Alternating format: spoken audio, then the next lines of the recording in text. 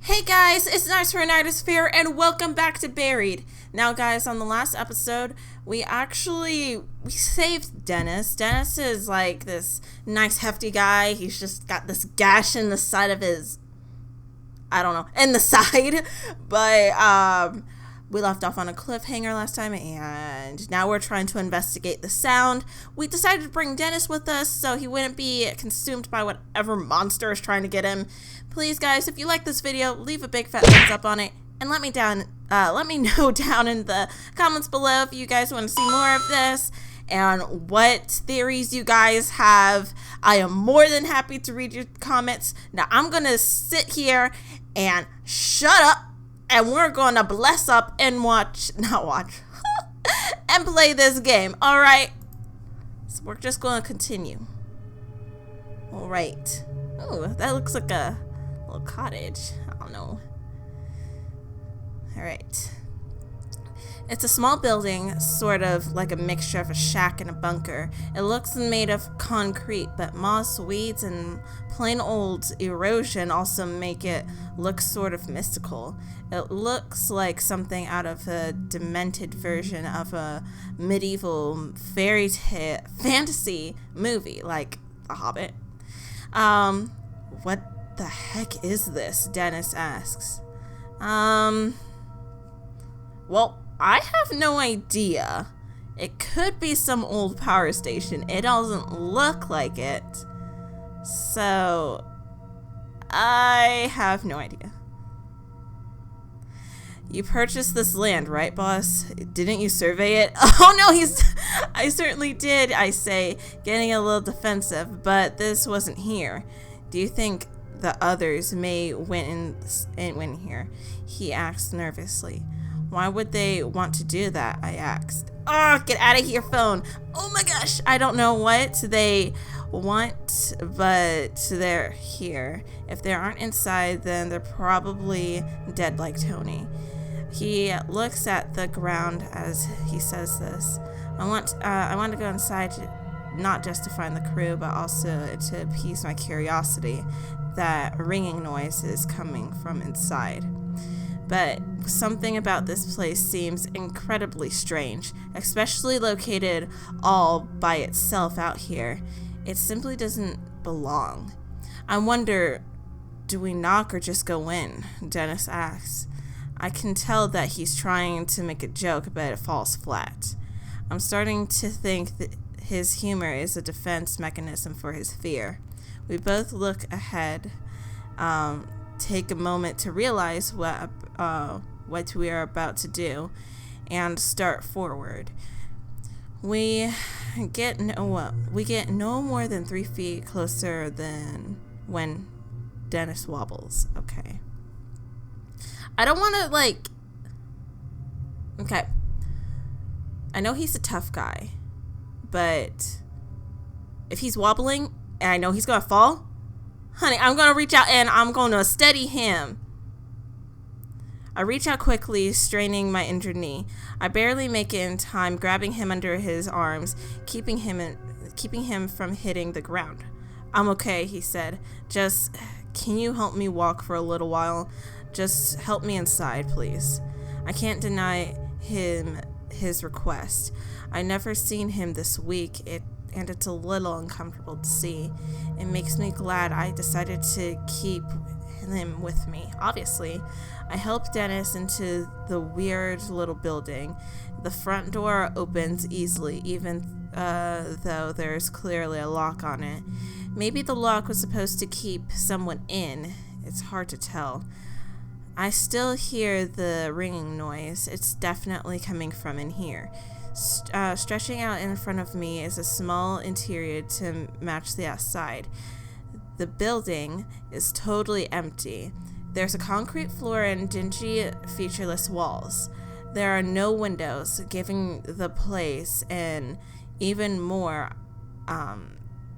isolated. I don't know why my brain froze like that. And an even more isolated feel. Still, we hear the ringing noise coming from somewhere in here. It's lower now, more prominent. The interior seems confined at first, but the small set of concrete steps leads about 5 feet down, revealing a corridor. Ooh, guys, we're about to find something and it's gonna either kill us or help us. Hopefully it helps us and not kill us. Oh gosh, this is kind of weird. It's a massive corridor. In fact, like I'm in some kind of building underground. It seems to go on forever. This corridor is mostly dark with emergency lights every 10 feet or so. I assume we're now underground because this corridor extends far beyond the walls of the building we entered. I realized that someone might not appreciate finding us here. Let's see. We can tiptoe quietly, which might seem suspicious, and the person might have a gun and may kill us. Okay. They might do that. They might. Or can walk quickly, but then Dennis, he's kind of limping, and I don't want to, like, I don't know what to do. Alright. I might have to tiptoe quietly. I don't know. Let me know down in the comments below what you guys would have actually picked. I'm probably just gonna walk quickly. I'm eager to find out what's going on here. Our footsteps echo loudly in the dust and the dirt. Dennis leans on me for support. If there is anyone here, it's not like we're trying to be quiet and stealthy with the intention of sneaking up on them. If anyone is listening, they definitely know we're here now. As I carry Dennis to the far end of the otherwise featureless place, I see the flight of concrete stairs leading down. I have to set Dennis down on the floor. His weight is killing me. Dennis, are you okay? Stop worrying about me, man, he says. I'll be okay. I just need a minute to rest.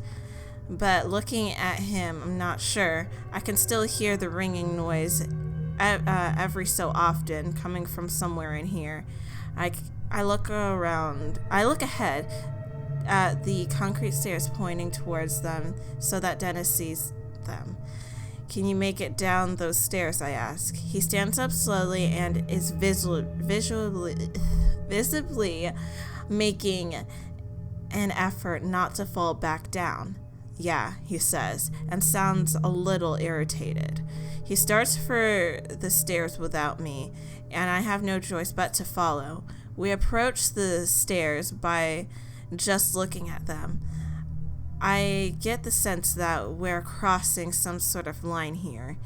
There may very well be no going back. All right, just tread on forward, I guess. I mean, there's nothing more we can do. This looks like SCP. Like, SCP? Yeah, definitely. As I head down the stairs, I noticed they looked aged. That darned ringing noise is somewhere below, louder than ever. I feel like I'm walking down into the cellar of a haunted house, the light becoming scarce as the stairs take a slight turn. I can feel the temperature drop. Dennis makes a few steps before he is leaning on the wall. He's breathing like he just finished a marathon. Pause to give him a break. Keep up the pace. We're not going to push him to his limit. I don't want that because he might need that energy later. And I don't want him to fall behind and struggle because heaven knows that this guy could die and his blood will be on my hands. And he might have a family. I don't even know, but we're going to pause and give him a break. Let's take a break, I say, putting my hand towards his shoulder to help steady him. Dennis lets out a sigh. Thanks. I don't feel too great, boss. As we both squat down on the stair, my mind seems to lock on the unknown fate of the rest of my crew. Frank is married, and I've met his wife a few times, a nice woman with a huge laugh. My heart sags a bit when I realize I might never get to hear him belting out classic rock tunes during a lunch break. Joe, well, I don't know too much about him. He's 22 years old and is considering a community college. His folks are deadbeats, so he has been providing for himself since the age of 16 or so. Maybe I can still find them and still get to hear Frank singing in his deep baritone voice after a few too many drinks. After a few moments, Dennis says, "All right, let's keep going." We both stand up, leaning on each other. I have to make Dennis stay behind me, and as I stick my foot out and reach the next step, I can't help feeling like a child as a very powerful fear seizes me. I'm expecting a monster to reach out of the darkness, slicing my throat.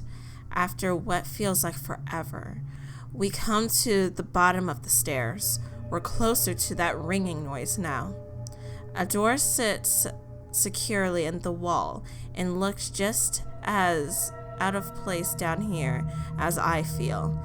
A sliver of light seeps through, illuminating the area. The door has what looks like a panel with lots of labels and lights. Small embossed print above the panel says Level 1, Entrance Gate, Transport Sector. And there's a button with no label. A button with no label. Okay, so this button, either 1, could sound an alarm, or 2, it could open the door. But we don't want to just rush into things. I think that we should actually inspect the panel rather than push the button. The panel looks like a diagnostic or a alarm system, of some kind, each label meant to communicate some status. Lockdown engaged. The experiment in progress. Shutdown engaged. Those all appear to be off. But one of the phrases has slowly blinking red lights next to it. The only powered light of the whole place. Abnormal entity breach. What the heck? I slowly push the door open when Dennis suddenly steps in front of me, taking the lead.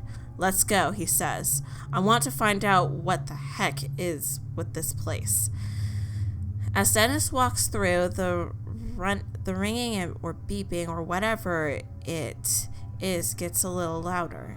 The door closes behind us with a click. I can't help but notice the wobble in Dennis' step as he lets out a grunt. "You sure you're healthy enough to keep on going?" I ask. "It doesn't matter. I don't want to be in the woods right now." He seems scared. Something I've never seen before. Angry, yes. Upset, yes. But Dennis is never scared. I feel like if we say, what's so dangerous, that will provoke him even more. So, I don't know. I mean, because we already had one of our guys die, so I want to know more about what he saw. He said that he saw a light, but what else did he see? He's probably hiding something. I don't know. So, what did you see? I don't know what it was, boss. It was like someone had left a radio on, crackling, but I don't have any radios at that site. It was, I don't know, it was like something in the forest was moving. I give him a doubtful look and he cast his eyes to the ground, frustrated. "I know how it sounds," he said, "but I know what I felt. It was like walking into a funeral parlor, feeling death and gloom everywhere. I've been so preoccupied with my own fear that I nearly forgot about the ringing noise. It had become just background noise. We take a few more steps, and I now can see where we are. It makes no sense. Yet another thing that simply seems out of place. The shapes and muted colors of metal are easy to identify, but it just doesn't belong here. And that is the end of chapter 1. I could leave you guys on the cliffhanger again. I could. You know what? I want to progress until we hit another continue thing. So we're just going to end chapter 1. And you know what? We're going to keep on going. Because we can, guys. Oh gosh, this is actually low-key creepy. Respected dead. Oh, you and 36% of the players left Tony's body where you found it. Secrets. You and 76% of the players were upfront with Dennis about Tony's death. Of course. Trust. You and 55% told Dennis you believed the story. Curiosity. You and 75% of players went to investigate the ringing sound. And teamwork, you and 64 of the players decided to bring Dennis with you. Of course. I mean, honestly, if we didn't bring Dennis with us, the guy was probably going to end up dead like a few minutes later. It's like some kind of werewolf or something was going to eat his throat out and be like, yum, yum, yum, yum, yum. I don't even know. But we couldn't leave him there. And I felt like we had to tell Dennis about Tony's death because he has the right to know. So why not, you know? Yeah, I think I changed my mind. I should leave it at this. You know what? I'm sorry that I have to cut this part short. I have to actually, record another thing. I'm gonna record Tomb Raider right now, guys. But please leave a comment down below and let me know what you guys, think of this, what's going on. Because, guys, this is crazy. I don't even know, guys. This is really creepy. But I love each and every one of you guys. Thank you so much for the support. And again, we are so close to 100. Guys, I'm so happy. And this is great. We're almost to 100 subscribers. So let's keep on trucking it. And let's do this, guys. I know we can do this. I love you guys. And yeah. And I'm just really stoked about this game. I really am. I really hope that... Oh gosh, this is so cool. Anyway, I love you guys, and I will see each and one of you in the next episode in the Nightosphere. Bye, guys. Is someone there?